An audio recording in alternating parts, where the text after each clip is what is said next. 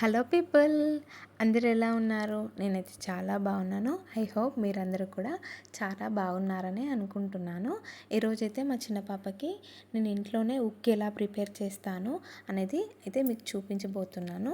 దీనికి నేను మకానా, ఓట్స్, అటుకులు అండ్ కొన్ని డ్రై ఫ్రూట్స్ అయితే వాడుతున్నాను. ముందుగా వీటన్నిటిని మంచిగా డ్రై రోస్ట్ చేసేసుకోవాలి.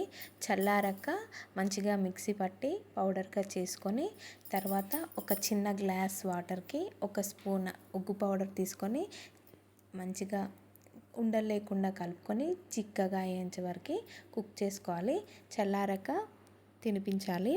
ఇది ఉగ్గు పిండి అనేది మంచిగా కుక్ అవ్వాలి. ఒకవేళ కుక్ అవ్వకపోతే వాళ్ళకి కడుపు నొప్పి వస్తుంది అనేది మనం గుర్తుపెట్టుకోవాలి. మకానా అనేది చాలా లైట్ ఫుడ్ అండి. బేబీస్కి ఎలాంటి ఇబ్బంది లేకుండా ఈజీగా డైజెస్ట్ అవుతుంది.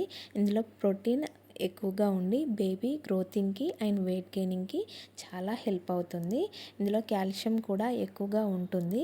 దీనివల్ల బేబీ బోన్ అండ్ టీత్ స్ట్రాంగ్గా అవ్వడానికి హెల్ప్ అవుతుంది. ఇందులో ఇమ్యూనిటీ కూడా ఎక్కువగా పెంచడానికి హెల్ప్ అవుతుంది.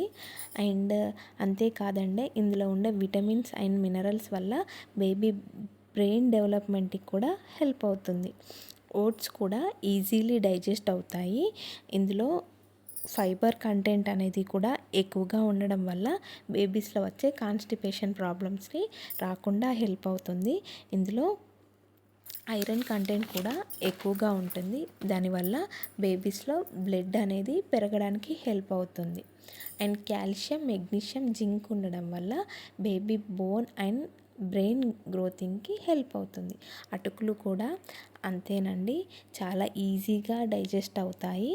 కాబట్టి చిన్నారి పొట్టలకి ఎలాంటి ఇబ్బంది లేకుండా మంచిగా డైజెషన్ అవుతాయి. ఇందులో కార్బోహైడ్రేట్స్ ఎక్కువగా ఉండడం వల్ల ఎనర్జీనిచ్చి డే అంతా యాక్టివ్గా ఉండేలా హెల్ప్ అవుతుంది. ఇందులో కూడా ఐరన్ కంటెంట్ ఉంటుంది.